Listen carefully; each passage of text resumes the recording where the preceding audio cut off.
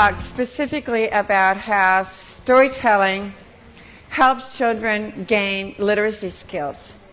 This afternoon we want to talk about how storytelling can be applied in every part of the curriculum.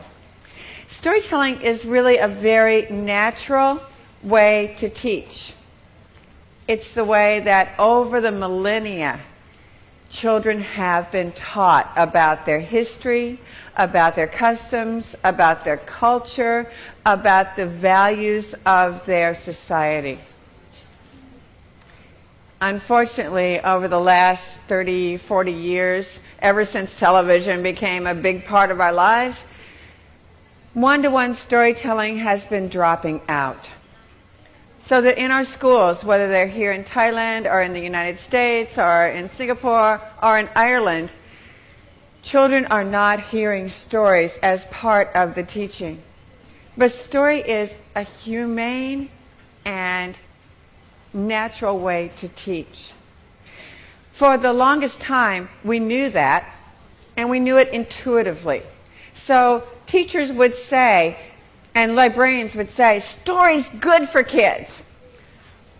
It was really hard to prove it. We just knew it intuitively, but we would say, story's good for kids. It's a good way to teach. Finally, we have research that proves that story's good for kids. In fact, the research says that our brains are wired to learn through story. Our brains are wired to learn information through story, organize it through story, retain it through story, and retrieve it through story. That's the way our brains work. And I'll be talking later more about how that happens. But first, since we've just all had a lovely lunch and we need to kind of bring our brains all back to the same place, Bobby's going to tell us a story to get us all back in the same place, in the same room, with our brains going in the same direction this afternoon. Here comes Bobby.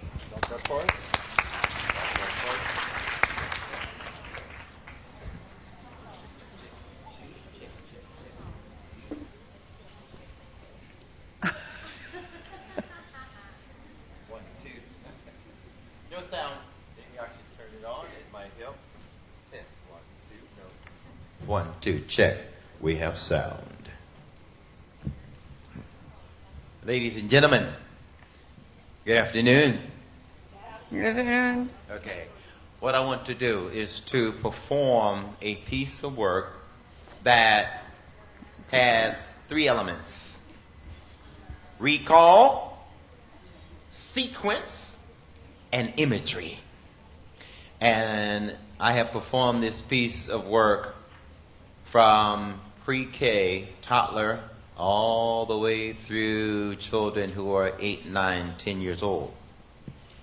And what I want to do is have you to learn this piece with me. So in order to learn this piece of work, I need to have your participation.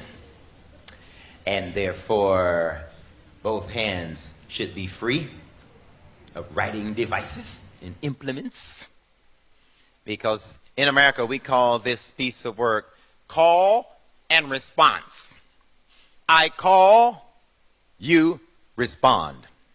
However, I see it recall, sequence, imagery.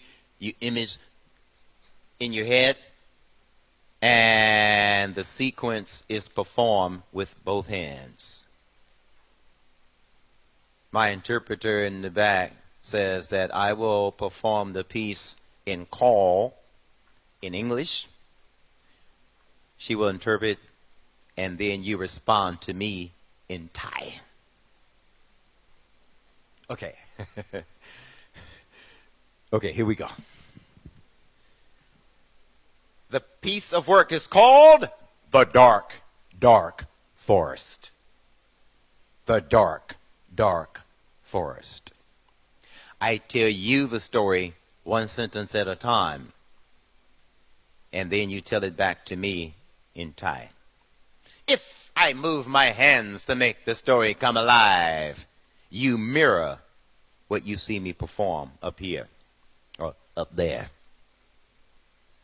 You simply begin with your hands in your laps, palms down.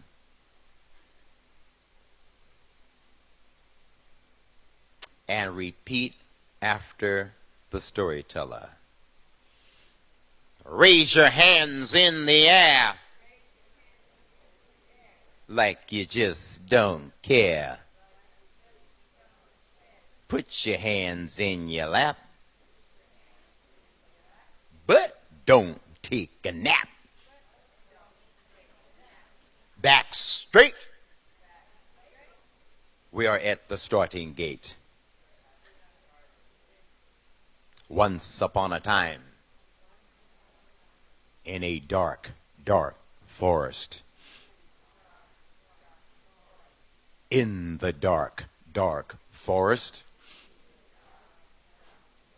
there was a dark, dark road. Down the dark, dark road, there was a dark, dark house. In the dark, dark house, there was a dark, dark door.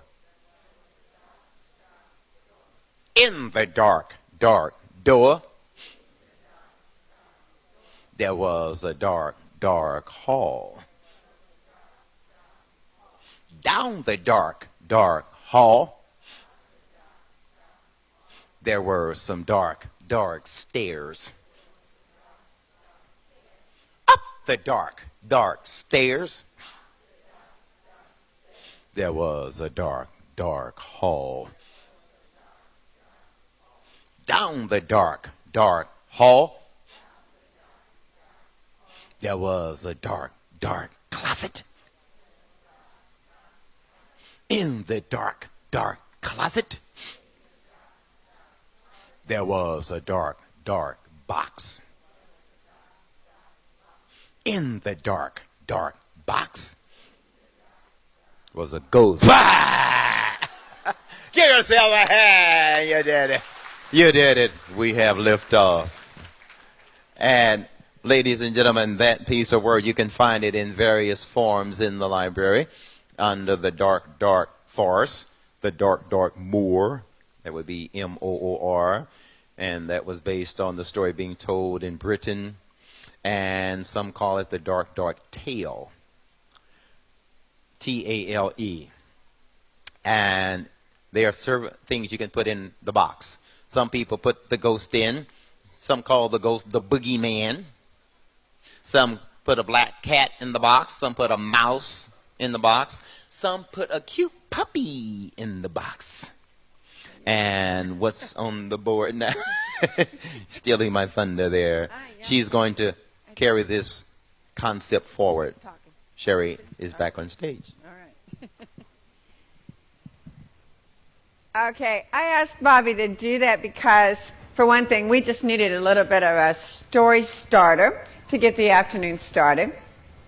Also because, as I mentioned, our brains are wired to learn through story. Story uses the whole brain. You have probably heard of Howard Gardner's theory of multiple intelligences. Howard Gardner says that we don't just demonstrate intelligence in one or two ways. Even though our schools, at least in the United States, our schools only value, really, two intelligences. They value the linguistic, word-smart intelligence. So children who can read well, who can write well, are valued. That intelligence is valued. And we value the math-logical intelligence, the ability to be number smart and to be smart about patterns, about cause and effect and sequence. Kinesthetic smarts are valued by sportsmen, by the Olympics, but not really too much in schools other than that. But there are many children who are kinesthetically intelligent. Spatial intelligence is picture smart, the ability to visualize, as I talked about before, the ability to map things and to create three-dimensional visuals in your imagination. Musical intelligence is melody and rhythm smart. Interpersonal intelligence, people smart. People who are charismatic, who know how to attract people to them, who relate well to others, who work well in groups. Intrapersonal intelligence is self-intelligence, knowing yourself, being able to work well alone. These are the major intelligences that Howard Gardner talked about. And according to theory, and I've seen it happen over and over again, if we can engage all of these intelligences, we're engaging the whole brain. And when we engage that whole brain, we're allowing everybody in the room, everybody in the class, everybody in the school to succeed. Also, because we're engaging so many parts of the brain when we tell a story, information is stored in many different parts of the brain. So if a child is acting out the story, as we just did, a kinesthetic learner is storing this information kinesthetically, muscles in their muscles. A musical child will get involved in the rhythm of that story. In the dark, dark house, there was a dark, dark hall. There's a rhythm to it for those musically intelligent children. For mathological, there's a very specific sequence in that story. There's no math as such, but there's very much a pattern in the story. There's a very specific sequence in the story for the mathological.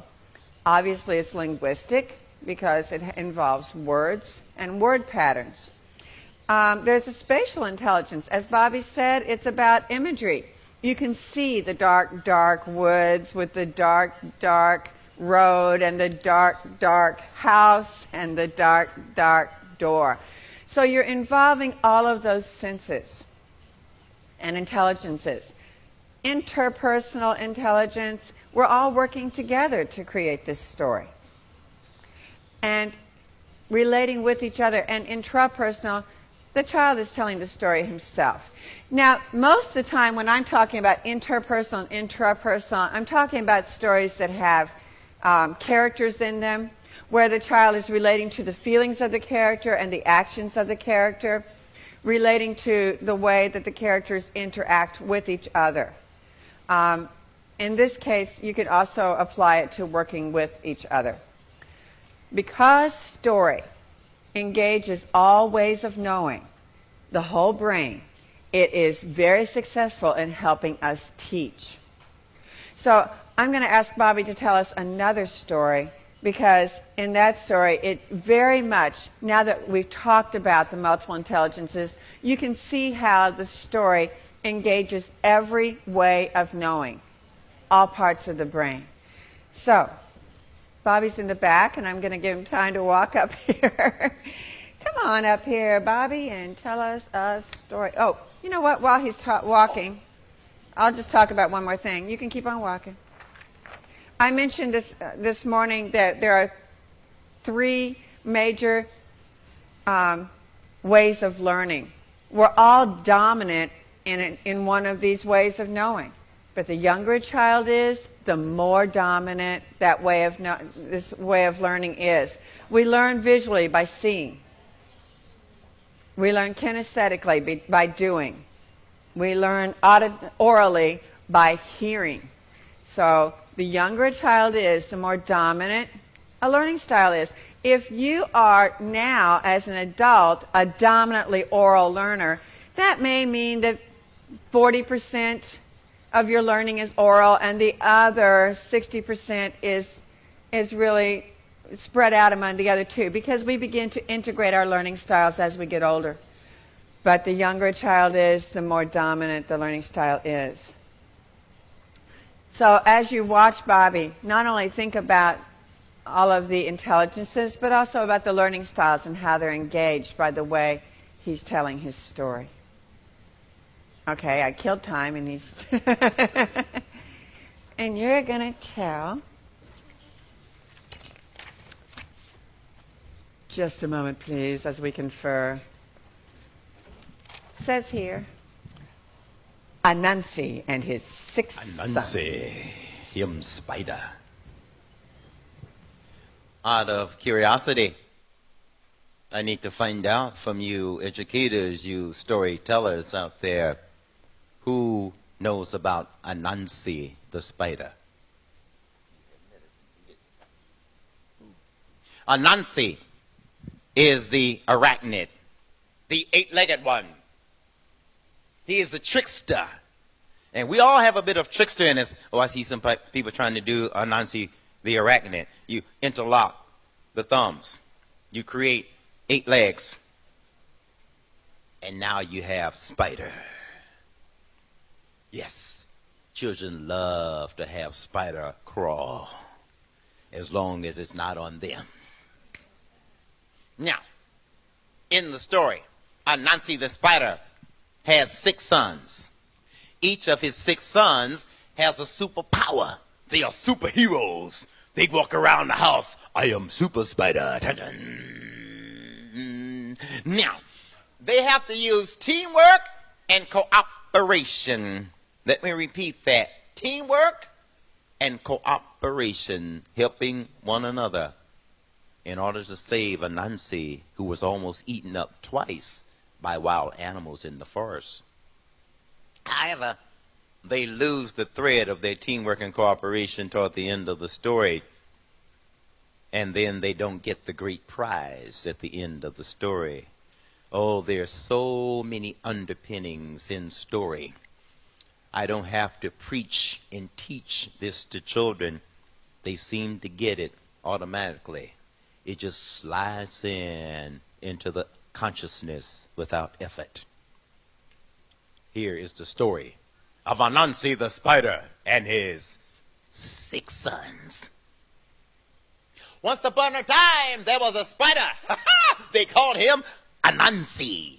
Now, Anansi had 6 sons. His first son was called Sea Trouble. Sea Trouble. That's because he had psychic powers and he could see trouble a long way off. Whoa, looks like trouble over there. I think I'm going that way. He did not want to go around trouble unless he had to. His second son was called Road Builder. He was called Road Builder because he could build a road into the forest. Whoa! Third son was called River Drinker. River Drinker could drink an entire river. Bone dry. His next son was called Game Skinner. You got that? Game Skinner. He didn't play games. He took his short legs to skin wild animals. They're called game. His next son was called Stone Thrower. Stone Thrower could throw a stone better than somebody could throw a baseball or a football. His last son was called Cushion. Big and soft like the cushion on the couch. One day, Anansi got up to go for his morning walk. His sons were still sound asleep in their beds, going, ha, ha, ha, ha, slobbing all over the pillow. Nasty. Anansi tried to wake them up. Boys, wake up. Come go for a walk with me into the forest. No, it's too early, Pop. We'll come back later. What do you mean later? I'll go by myself. Anansi should have waited, but he was impatient. He went to the front door of his house. Looked both ways 2 times for safety. Forget them. I'm out of here, and out he went.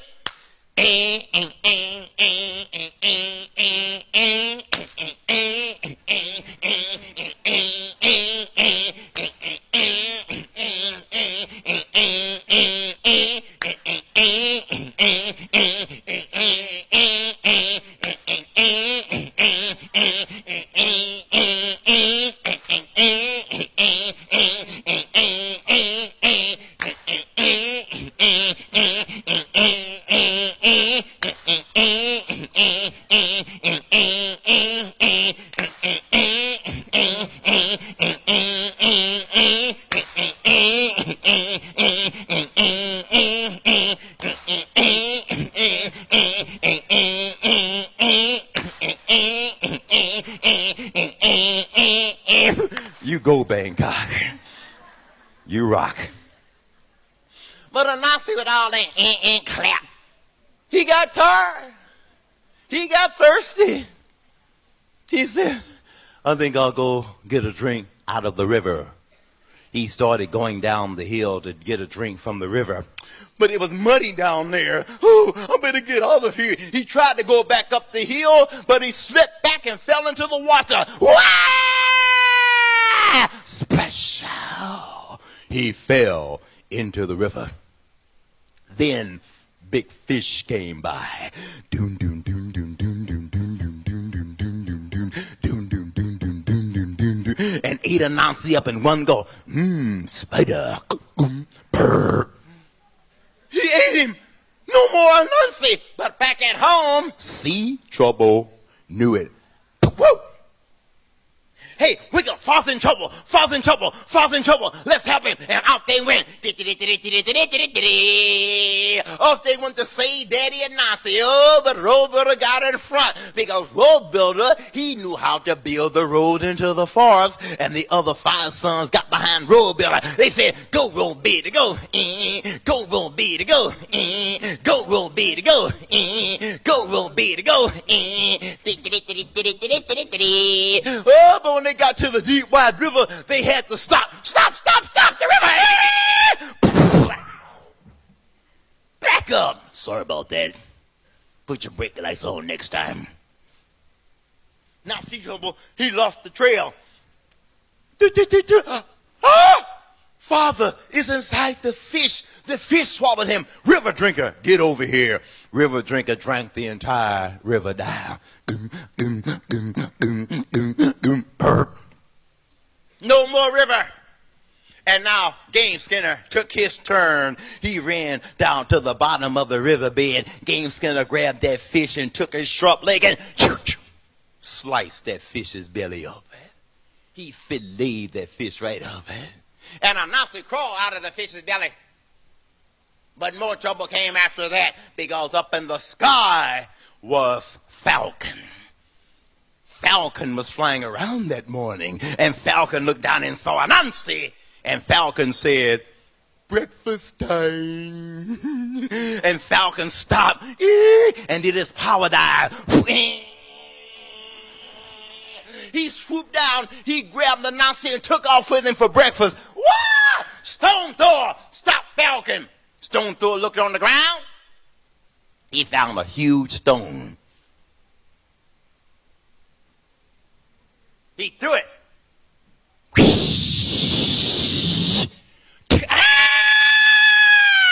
Direct hit. He let Anansi go, but Anansi, he could not employ his gossamer parachute. He started falling.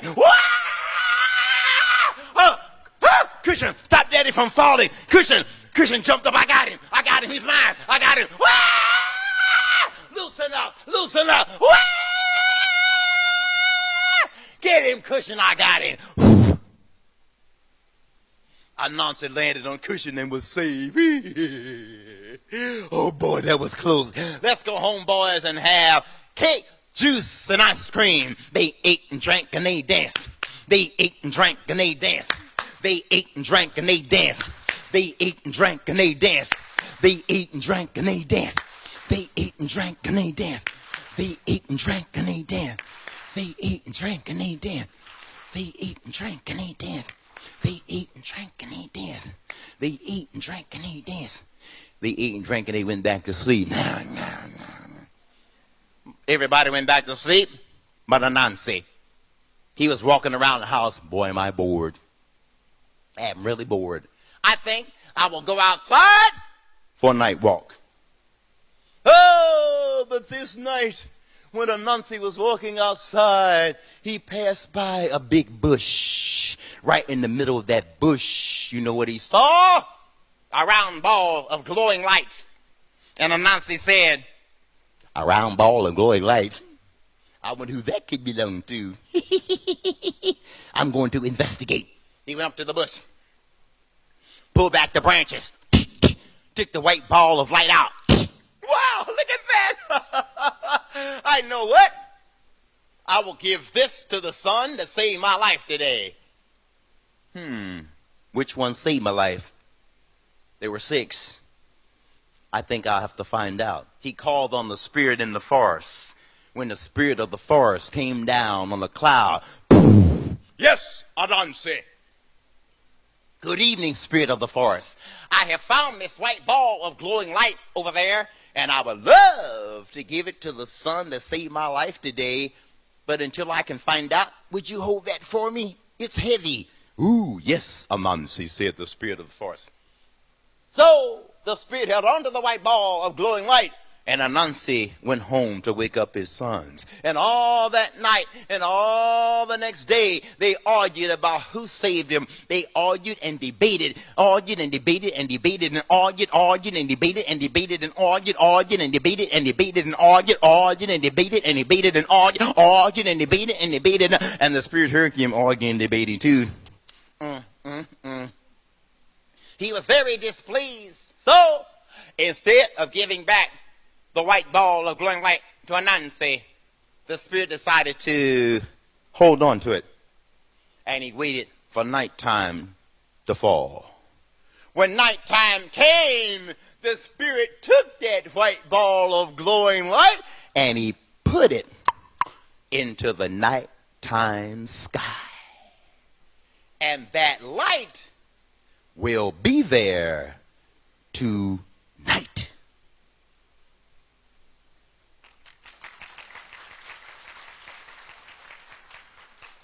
And I, in fact, did hear some people say, the moon.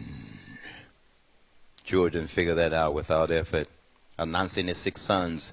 It's a neat storybook. Gerald McDermott could be the author of one version. And if you want the live version, it's on one of my CDs, which I don't have with me.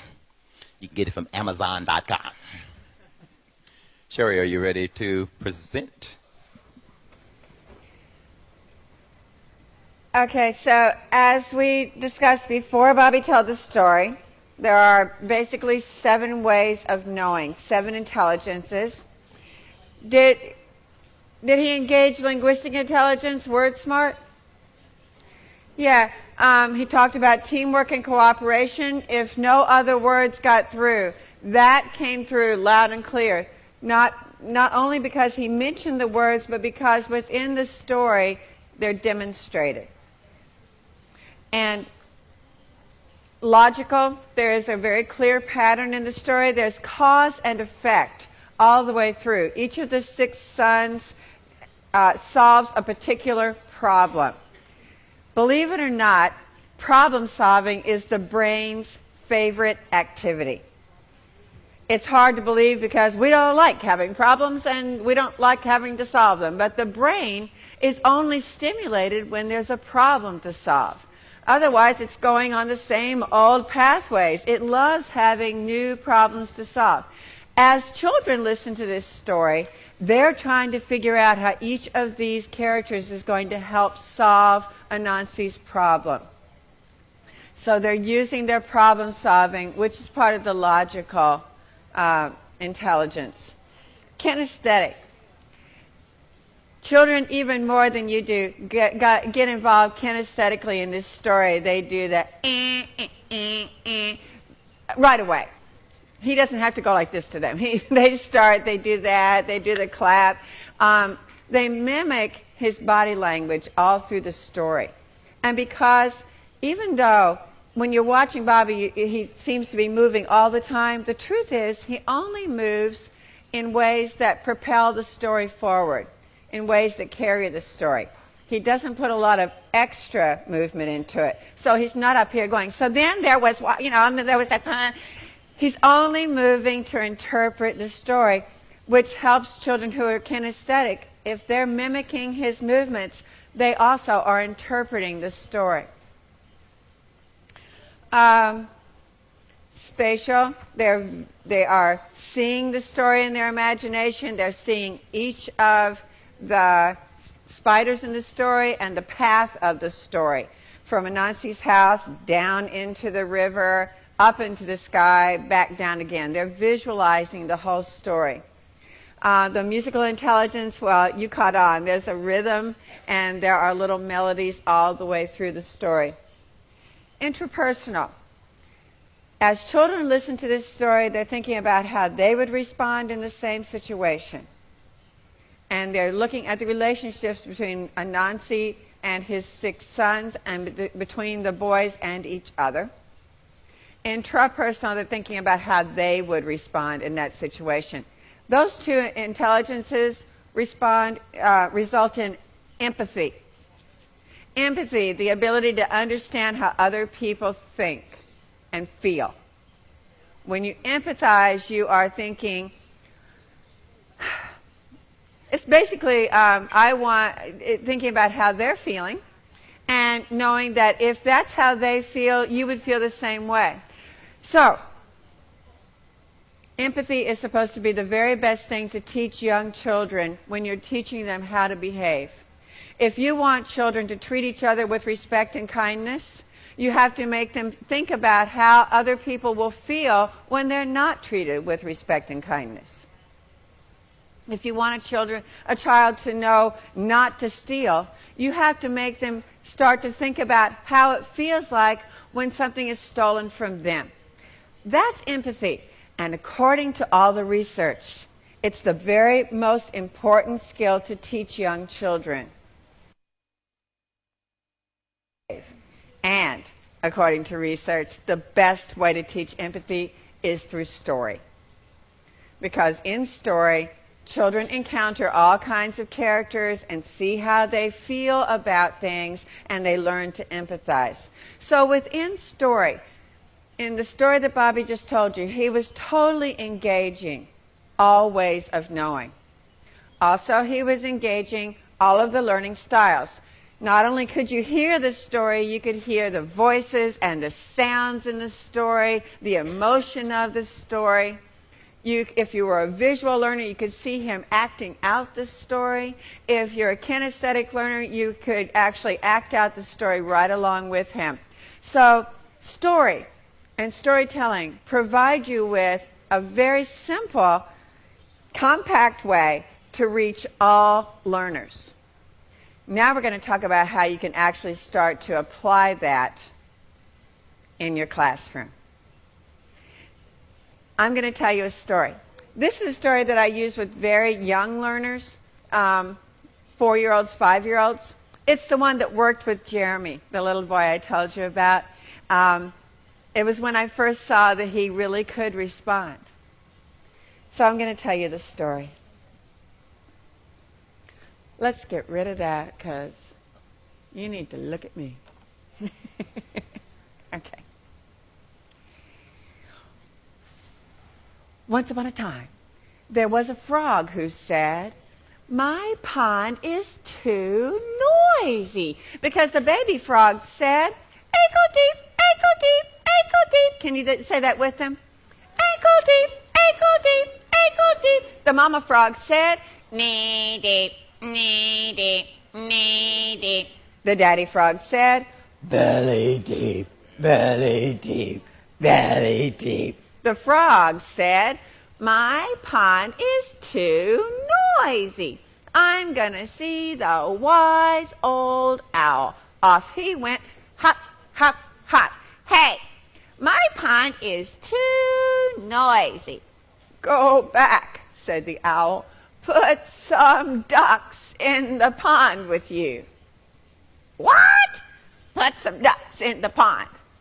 "All right." Back he went, hop, hop, hop. He put some ducks in the pond. "Let me see your duck wings, please." And the ducks said, "Quack, quack, quack, quack, quack, quack, quack, quack, quack, quack, quack." And the baby frog said, "Ankle deep, ankle deep, ankle deep." And the mama frog said, "Knee deep, knee deep, knee deep." And the daddy frog said, "Belly deep, belly deep, belly deep." And the frog said, "My pond is too noisy. I'm going to see the wise old owl." Off he went, hop, hop, hop. "Hey, my pond is too noisy." "Go back," said the owl. put some geese in the pond with you. What? Some geese. All right. Back he went, hop, hop, hop. He put some geese in the pond. Let's see your geese. And the geese said, and the duck said, quack, quack, quack, quack, quack, quack, quack, quack, quack, quack, quack, quack, quack. And the baby frog said, ankle deep, ankle deep, ankle deep. And the mama frog said, knee deep, knee deep, knee deep. And the daddy frog said, belly deep, belly deep, belly deep. And the frog said, my pond is too noisy. I'm going to see the wise old owl.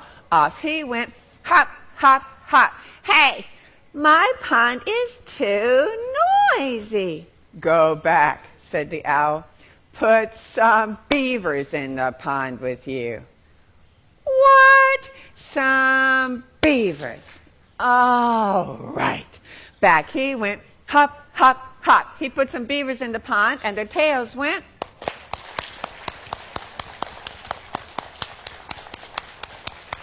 And the geese said, and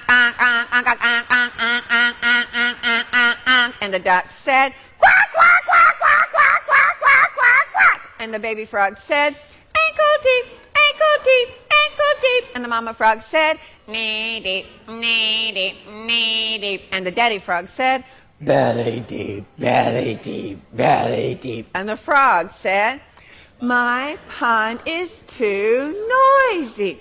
I'm going to see the wise old owl. Off he went, hop, hop, hop.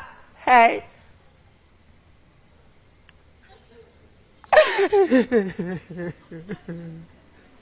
Go back, said the owl. Take out the ducks. Take out the geese. Take out the beavers. All right. Back he went, hop, hop, hop. He took out the ducks. Quack, quack, quack, quack, quack, quack, quack, quack, quack, quack. He took out the geese. He took out the beavers. And the baby frog still said, ankle deep, ankle deep, ankle deep. And the mama frog said, knee deep, knee deep, knee deep. And the daddy frog said, belly deep, belly deep, belly deep. And the frog said, ah, oh, my pond sounds just right. And it did.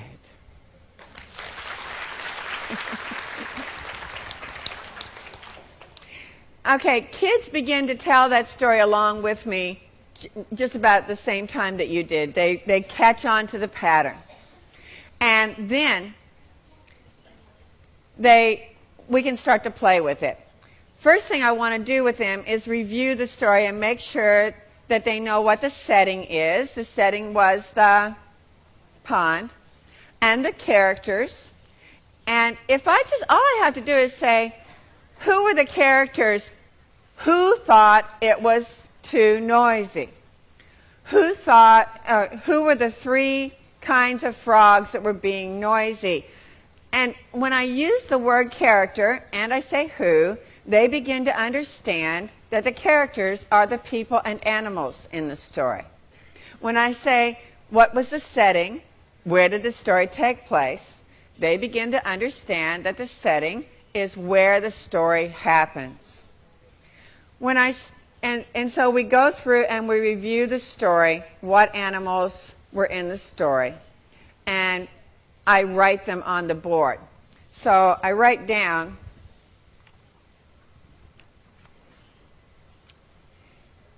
pond, frog, babies,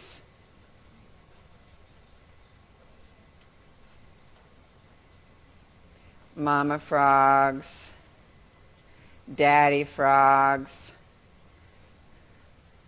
Who did the frog go to for help? Owl. The owl added 3 more characters. What were they? Ducks and geese, and beavers. Now we have the sequence of the story. So I review this with the children. We now have talked about setting and the sequence and the characters. This is what happens in the beginning. The frog thinks it's too noisy. Does the frog think it's too noisy at the end of the story? What's Frog's problem? It's too noisy. So we have not only talked about setting and characters and sequence. We've talked about beginning, middle, and end of the story. And we talked about problem and solution. The solution is that they get rid of all the animals. So now that we've reviewed the story and we have talked about these elements of story, and this is with 4-year-olds and 5-year-olds, then we can start to play with the story. I teach them the story by having them do it with me one more time, but this time they would stand, which I'm not going to do to you because it's very crowded in here. But they would stand and they would do it with me. So not only would they be doing what you just did, the sounds and some of the actions, they would do all of them. They would do the hop, hop, hop. They would go from ankles to knees to belly so that they're really kinesthetically getting the story. The visual learners are seeing the story, and we're reviewing the story linguistically. Then we can act out the story. And I usually work with 25 to 30 kids at a time doing this. So I'm going to ask for 25 or 30 of you to volunteer, because we're going to act out the story. So we need someone to be the frog who thinks it's too noisy. And remember, you get wonderful prizes for participating, other than getting your face right up here on the screen, which is just great. Okay, we need a frog. Oh, here comes the frog. Woohoo! Please welcome our frog to the stage. I don't know if she knows she's volunteering. She is. Okay. Oh, no! Frog, come back here! Hey, lady! Oh, come on. Stage is over here. Get that frog up here. She's... Okay, is that a frog? We have a frog. We need an owl. Come on up here. You can be the owl. Sir, step forward. Such a brave gentleman. Okay. Are you both going to be owls? You can help each other. You can both be owls. They don't have a clue. Over there. You know what? Do you need you're the owl, and you can be an owl too. We'll have 2 owls. I need, let's see.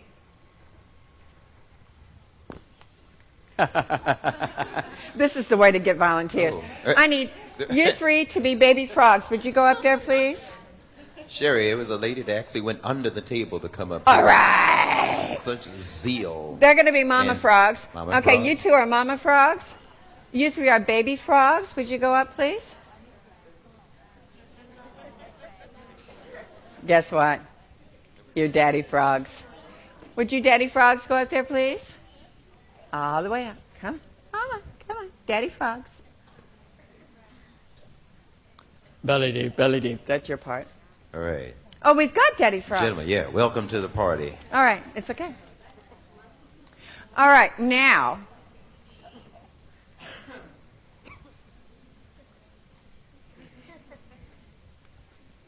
ducks, geese, beavers. And you can stay in your ponds until it's time. All right, so let's make sure we all know our parts. When I do this with children, I make sure that we all know what we're doing. So raise your hand if you are the frog who thinks it's too noisy. Frogs? Who's The frog who thinks it's too noisy. Is that you? Raise your hand if you are the owl. Wise old owls. Raise your hand if you are the mama frogs. Mama frogs. Raise your hand if you're the daddy frogs. Big daddy frogs. Raise your hand if you are a duck. Ducks. Raise your hand if you are geese. Raise your hand if you are beavers. All right. Now, you will be getting up when it's your turn in the story, but so far you stay in your ponds. Okay? Now, who's the frog who thinks it's too noisy? Everybody's pointing this way. They have not identified themselves. Do we need more personnel? Who's the lead frog here? The frog who thinks it's too noisy? Is that you? The one who says, my pond is too noisy? That's you, isn't it? No! They have no part. What's your part? Baby frogs. Baby frogs. Daddy. Daddy These frogs, are big daddy frogs. mama frogs, owls. You know what? We're going to have one owl, and we need one frog who thinks it's too noisy. You may choose.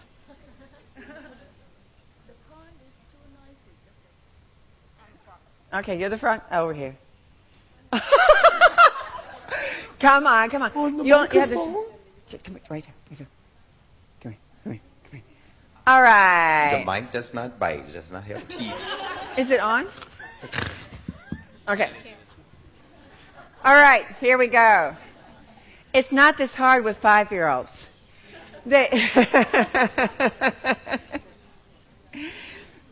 Because they want to be up front, see? 5-year-olds like to be up front. Okay, once upon a time, there was a frog who said... My pond is too noisy. Because the baby frog said... Baby frogs... You need to hold the microphone in front of them. I need to talk.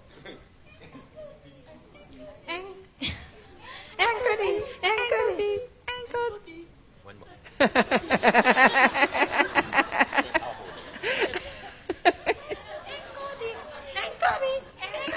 Wonderful. Enough. And the mama frog said... And the daddy frog said... Belly deep, belly deep, belly deep. And the frog said... My pond is too noisy. She went off to the wise old owl.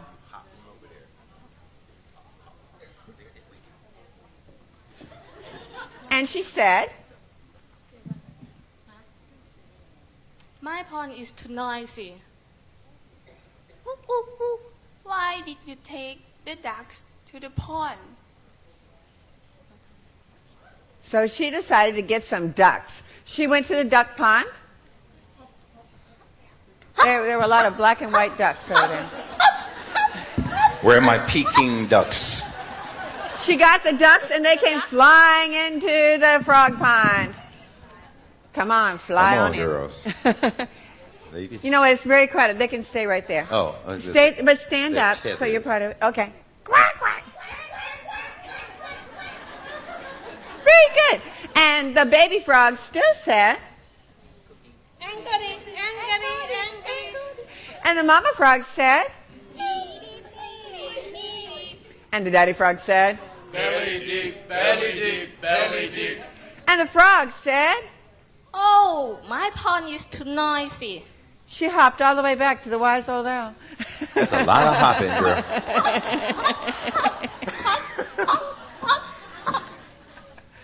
My pond is too noisy. Why did you get the geese to the pond? The geese. Where are the Where are the geese? geese? She went to the goose pond right over there.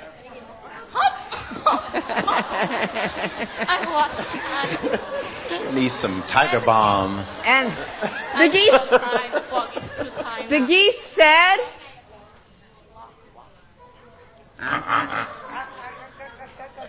And the duck said... And the baby frog said... And the mama frog said... And the daddy frog said... Belly deep, belly deep, belly deep. And the frog said... Oh, my pond is too noisy. Back she went to the wise old owl. Take Swiss air to get over here.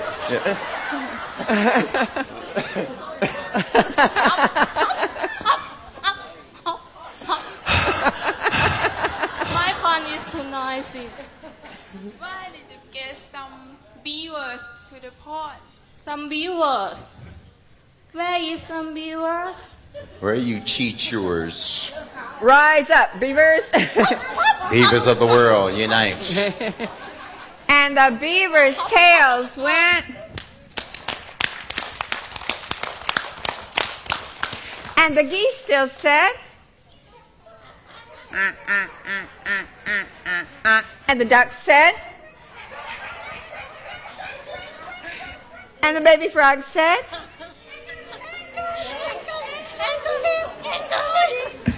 And the mama frog said. Daddy frog said. Belly deep, belly deep, belly deep. Woo! And the frog said. My pond is too noisy. She went back to the wise old owl. Swiss air. My pond is too noisy. Take a map. Why did you get out? Take out the ducks. Yeah, all ducks. Why did you get out some ducks of the pond And geese. and take some geese, some beavers? So she sent the ducks and the geese and the beavers back to their own ponds. But the baby frog still said.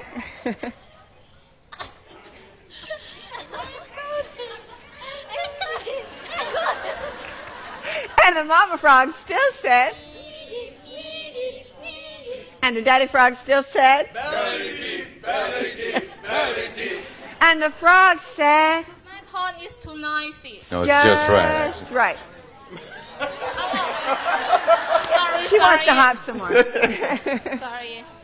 My pond is just right.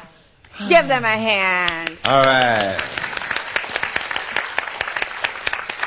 Your prizes await. John is getting your prizes for you right now. All right. When I do this with 4-year-olds and kindergartners, they have a wonderful time, and they're acting out the story so they remember the story. Oh, you're getting great prizes.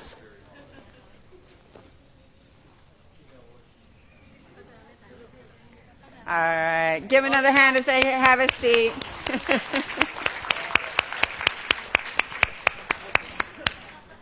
Thank you.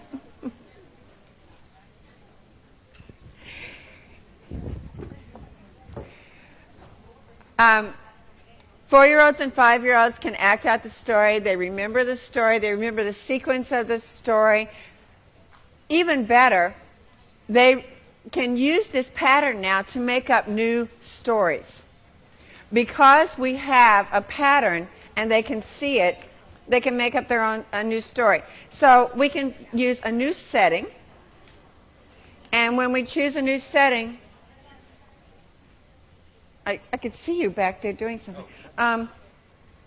When you choose a new setting, then you have all new characters. So, in the United States, in kindergarten, we look at habitats.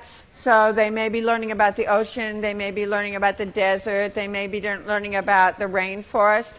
There are holidays that we celebrate and we are studying about. There are all kinds of things. Is there a setting that we could put a new story in? Can somebody suggest a setting, please? And I need... A castle.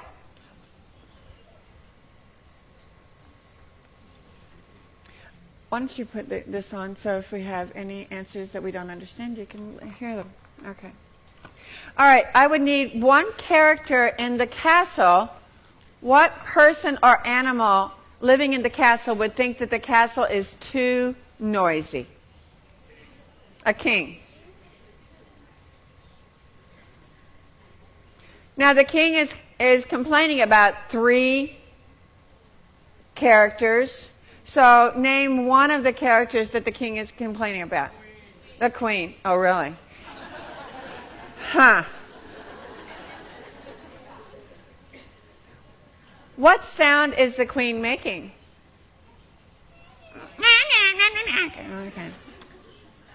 I usually ask the kids to at least give me the first letter of that sound if they're sounding out words.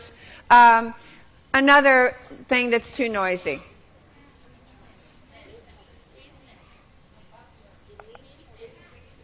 I'm hearing things, but I'm not. A princess. What does the princess say?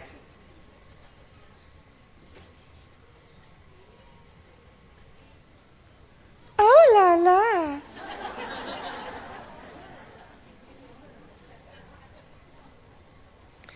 I need another character. The prince. And the prince says,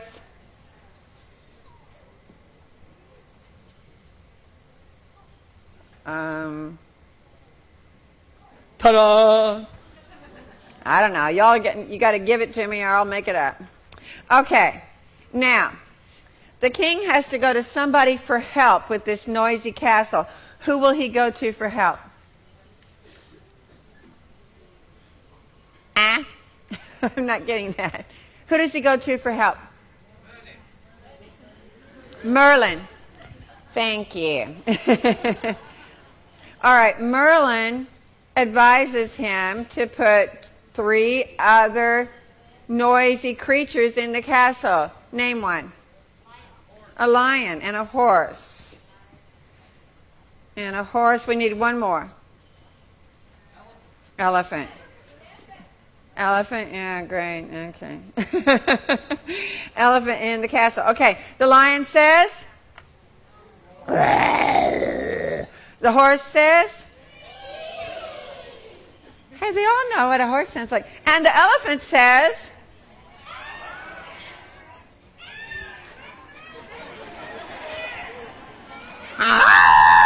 Okay.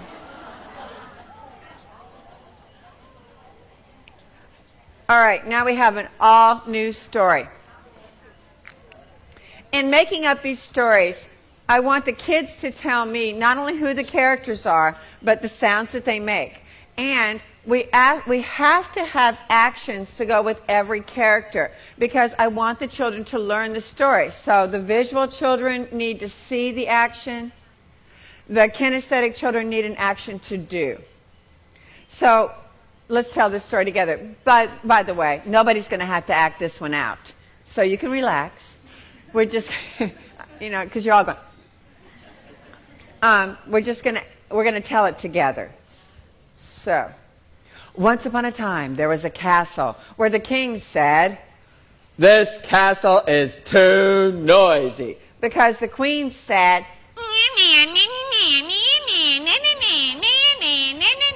and let's see you do that. And the princess said, "Ooh la la." Very good. And the prince said, "Ta-da!" The king said, "This castle is too noisy. I'm going to talk to Merlin." Off he went. Stompy stomp, stompy stomp, stompy stomp, stompy stomp. He got to Merlin's house and he knocked on the door. Boom, boom, boom. The door opened. Merlin said, "Yes? What do you want?" "My house is castle. My castle is too noisy." "Well, why don't you add some lions to the castle?" "Lions? Lions. All right." Back he went. Stompy stomp, stompy stomp, stompy stomp, stompy stomp. He put some lions in the castle, and the lions said, and the queen still said,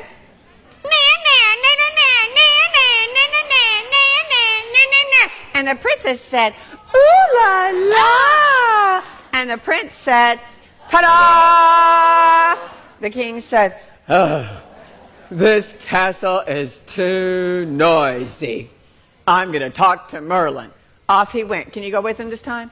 Stomp, stomp, stompy stomp, stompy stomp, stompy stomp, stompy stomp. He knocked on the door. Boom, boom, boom. The door opened. "Yes? What do you want? My castle is too noisy. Go back. Add some horses to the castle. What? Horses. All right. Back he went. Stompy stomp, stompy stomp, stompy stomp, stompy stomp. He put some horses in the castle, and the horses said, "Neigh!" And the lion said, "Neigh!" And the queen still said, and the princess said, "Ooh la la!"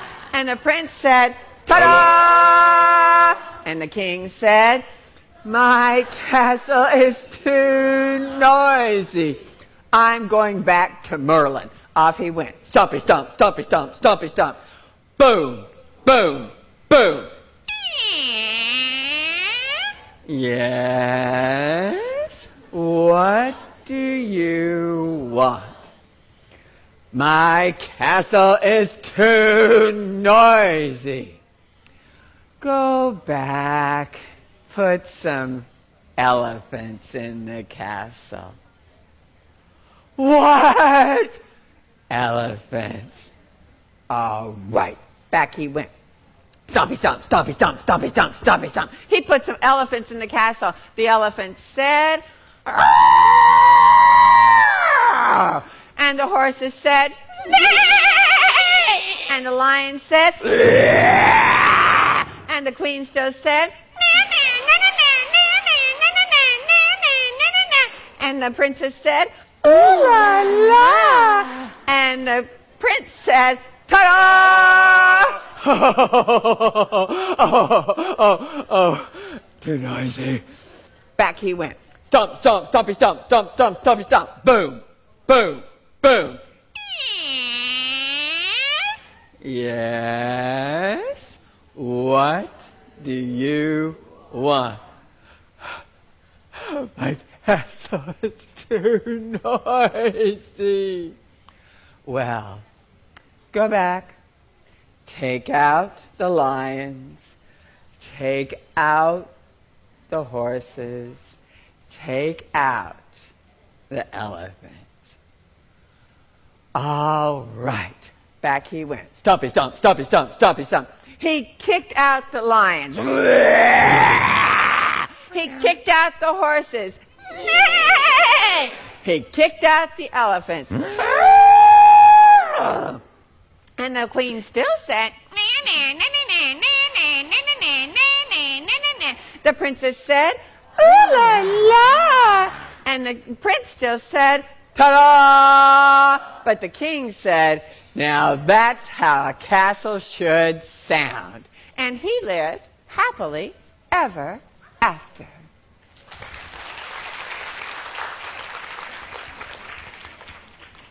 You made up a great story. Children make up really great stories that way, and the great thing is that they figure out that they can make up more without my telling them. And they'll say, "Oh, I can make up a story about a haunted house. Oh, I can make up a story about a castle. I can make up a story about the ocean. I can make up a story." And so they follow me out of the room telling me about the stories they can make up.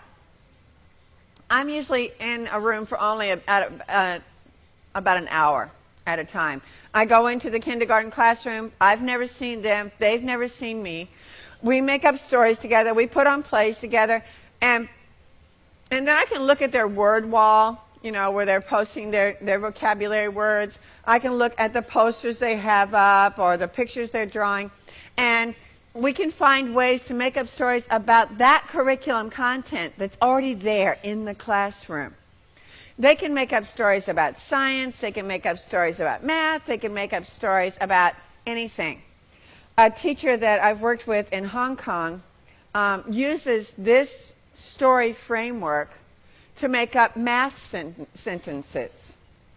So when she has 3 baby frogs, 3 mama frogs, 3 papa frogs, and so she'll say, "We have 6 animals, and 3 ducks came, 3 plus 6 is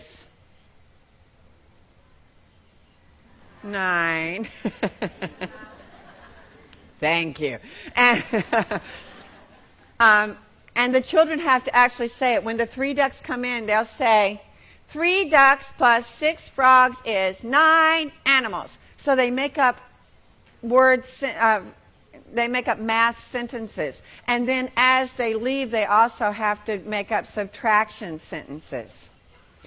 And she can add different numbers. She'll use different numbers of children and have them do it. She also has them act out the story with puppets, so that they are doing that at their seat. She has a sandbox, not the kind that you play in and get the sand up in your nose and in your toes. This kind is only reserved for storytelling. She has, the box is about 2 feet square. It's about 1 foot deep and has sand in it. And it's only reserved for storytelling. She has a box of little plastic toys. And the children can go over, they can pick out the toys, and they tell a story with the toys. So they can pick out the toys and make up their own story that's too noisy, using the animals there, make up the story, do the word sentences, the math sentences as they do it. It's a wonderful way for them to learn story structure, for them to learn story elements, for them to work with words, for them to work with logic, and for them to make up their own stories. And then they're also, of course, learning curriculum topics, math and science and social studies. In one classroom I was working with, they were looking only at the animals that lived in their neighborhood, because in kindergarten we usually learn about our own neighborhoods. And so they only put in the characters, the people.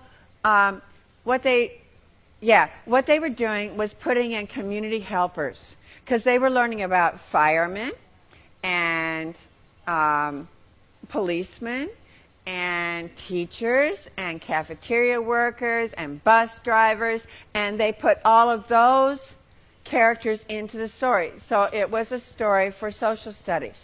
So one story framework can be used across the curriculum. Okay, we have another story by Bobby. That story was first grade, kindergarten, 4th, and 4-year-olds. You can use it for all of those. Now, Bobby's going to tell you a story that I use for 4th, 5th, 6th grade creative writing, but also for across the curriculum. Yeah, we've got time before the break. All right. Bobby's going to tell you a story called The Little Girl and the Gunny Wolf. Bobby. Check. Thank you very much. This story actually is in many versions. I've seen American versions of this story, and actually a version from the Philippines, as well as other versions from France and Germany. We're going to do the Bangkok version.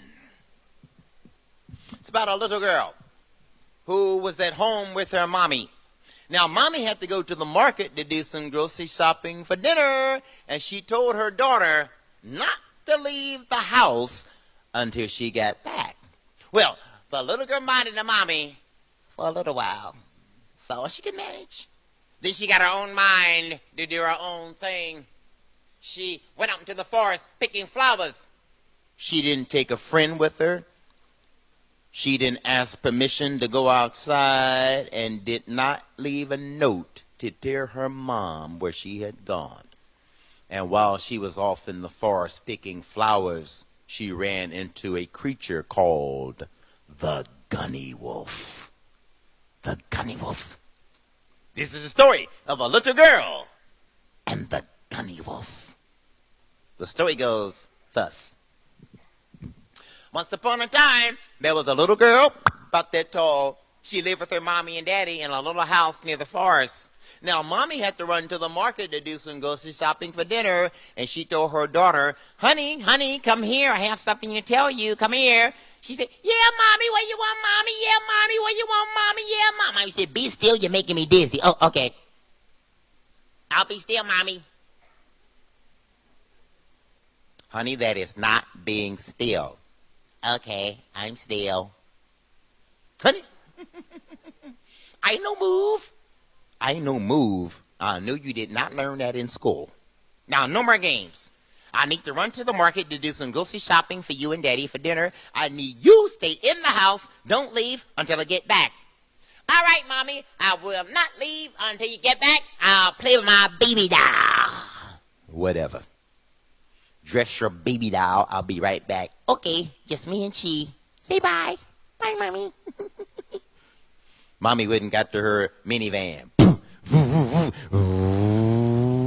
Drove on to the market. Look, her head, her baby doll. First, I'll brush her hair. 100 strokes. 98, 99, 100. Now I'll do some accessorizing. Oh, look at the cute shoes. After a while, she got bored. Boy, am I bored. It's been 5 minutes, and I am really, really bored. Why didn't I go to the market too? Silly baby doll. I'm going to do something else.